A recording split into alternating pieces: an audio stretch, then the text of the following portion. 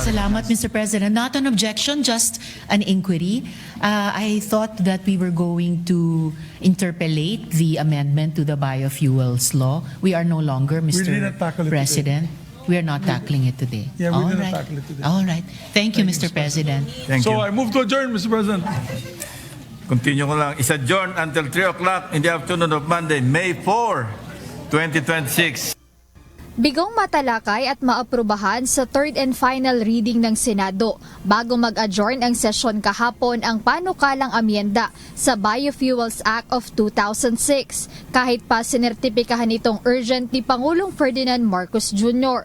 Ayon kay Senate Majority Leader Senator Juan Miguel Zubiri, nais ng kanyang mga kasamahan na mapag-usapan pang itong mabuti dahil sa magiging epekto nito sa iba't ibang sektor. Our colleagues, particularly the minority and some members of the majority, wanted a longer discussion on the floor. So hindi talaga kaya ng one day lamang. Hindi mo na naabot kasi marami mga farmers na affected, maraming industries, the coconut farmers, the sugar farmers, the ethanol producers, the biodiesel producers. Parang there was a lot of fear among our colleagues na affected talaga sila. Tsaka maliit lang naman yung mawawala sa presyo, di ba? Kasi maliit lang ng blend ng biodiesel tsaka yung ethanol. Target ng panukalang batas na mabigyan sana ng emergency powers ang Pangulo para sa importasyon ng biofuels bilang additive sa gasolina at diesel tuwing tumataas ang presyo ng krudo sa global market. Dahil sa kasalukuyan, locally produced na biofuel ang idinadagdag sa mga krudo. Para naman kay Senate Finance Committee Chairperson Senator Sherwin Gatchalian, kailangang protektahan ang halos 400,000 magsasaka at manggagawa na posibleng mawalan ng kabuhayan kung papayagan ang walang limitasyong importasyon.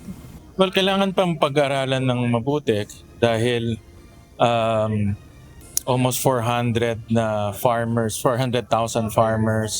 as well as mga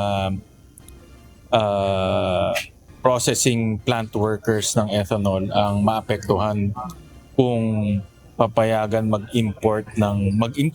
So, kailangan masigurado natin na yung mga farmers natin, 400,000 ay meron silang protection and safeguards.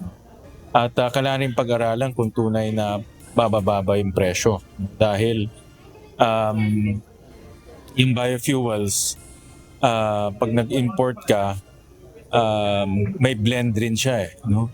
So, kailangan makompute mabuti kung talagang bababa yung presyo. So, marami pang pag-aaral na kailangan. Sa kabila nito, ayon kay Senator Gatchalian, bukas ang Senado na magdaos ng special session kung mapapatunayan sa masusing pag-aaral na magdudulot ito ng malaking ginhawa sa mga consumer sa gitna ng patuloy na pagtaas ng presyo ng petrolyo. Kung talagang sa pag-aaral malaking impact sa consumers, pwede mag-special session.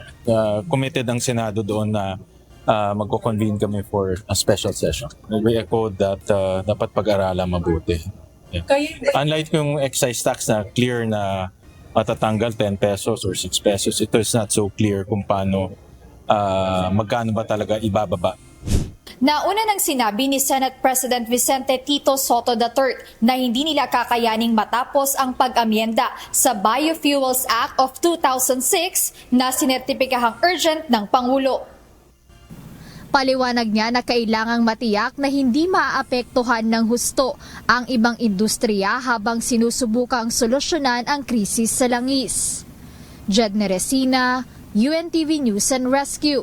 Diyos ang aming sandigan, serbisyo publiko ang aming pinahahalagahan.